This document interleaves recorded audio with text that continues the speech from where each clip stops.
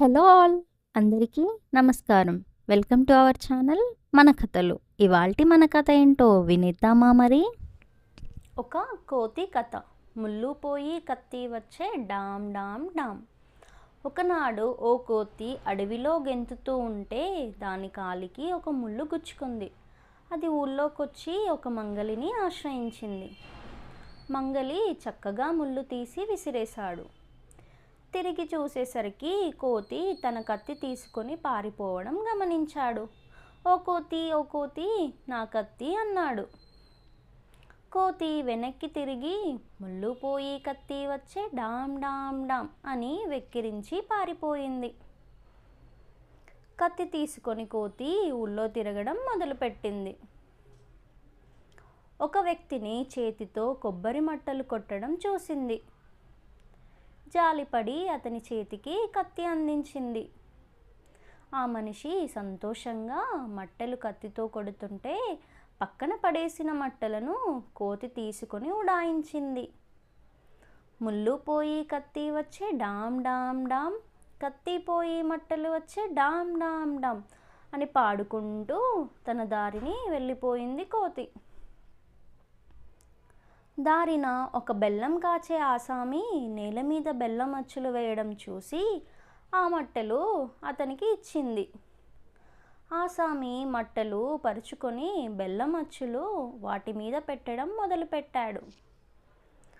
అలవాటు ప్రకారం కోతి బెల్లం అచ్చులు తీసుకొని వెక్కిరిస్తూ పారిపోయింది.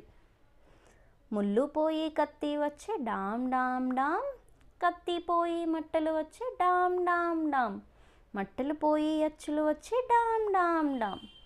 నా బెల్లం అచ్చులు దొంగ కోతి అని లబోదిబోమంటూ ఆసామి చూస్తూ ఉండిపోయాడు. కొంచెం దూరానికి ఒక పెదరాసి పెద్దమ్మ బెల్లం లేని చప్పిడి బూరెలు చేస్తూ కనిపించింది. కోతి ఆమెకు బెల్లం అచ్చులు ఇచ్చింది. పెద్దమ్మ బెల్లం బూరెలు చేయడం మొదలుపెట్టింది. అవి చేయగానే కోతి వండి పెట్టిన బూరెలు తీసుకొని పరిగెట్టింది. ముళ్ళు పోయి కత్తి వచ్చే డామ్ డామ్ డామ్, కత్తి పోయి మట్టలు వచ్చే డామ్ డామ్ డామ్, మట్టలు పోయి అచ్చులు వచ్చే డామ్ డామ్ డామ్, అచ్చులు పోయి బూరెలు వచ్చే డామ్ డామ్ డామ్. కొంతసేపటికి కోతికి గోవుల కాపర్లు ఇద్దరు ఎదురయ్యారు. వాళ్ళకి బూరెలు ఇచ్చింది. వాళ్ళు ఇష్టంగా బూరెలు తింటూ మైమరిచిపోయారు. కోతి గోవును తోలుకొని వెళ్ళిపోయింది. కోతి కోతి మా గోవునిచ్చేయి అని చాలా దూరం కాపర్లు తరిమేరు. కానీ కోతి వాళ్లకు చిక్కలేదు.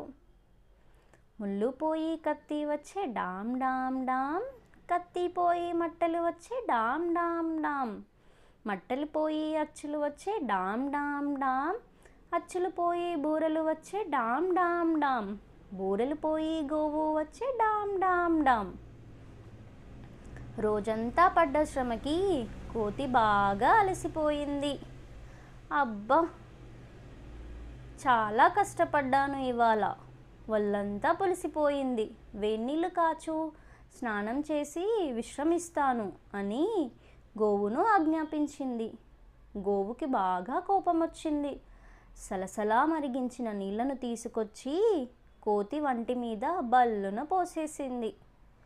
కోతి కుయ్యో మర్రోమని ఏడుస్తుంటే తోలూడిన కోతిని చూసి నవ్వుకుంటూ ఆవు తన మందలోకి వెళ్ళిపోయింది. కథ కంచికి మనం ఇంటికి. Thank you for watching. ఈ కథ మీకు అందరికీ నచ్చిందని అనుకుంటున్నాను. మళ్ళీ మరో కథతో మీ ముందుకు వస్తాను. అప్పటి వరకు అందరికీ నమస్కారం.